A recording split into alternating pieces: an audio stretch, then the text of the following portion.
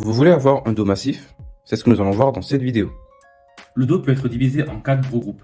Le grand dorsal, qui lorsqu'il est bien développé est responsable de cet effet V du dos. Le trapèze, constitué de 3 faisceaux, supérieur, moyen et inférieur. Les rhomboïdes. Et enfin, les érecteurs du rachis.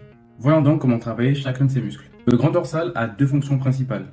La première est l'adduction de l'épaule, qu'on retrouve sur des exercices comme le lat pull down, tirage poitrine, ou les tractions en pronation.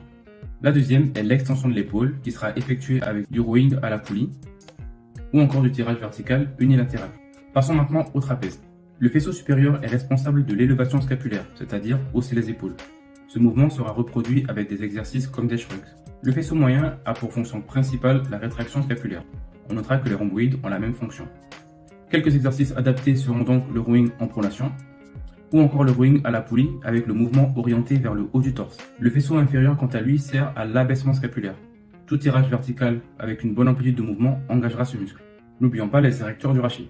En général, ils sont déjà très sollicités sur des exercices comme les squats ou encore les soulevés de terre. Mais on peut faire des extensions lombaires pour les travailler en isolation si besoin. Voici donc un exemple de séance à réaliser pour le dos. Merci d'avoir regardé cette vidéo, abonnez-vous pour plus de conseils.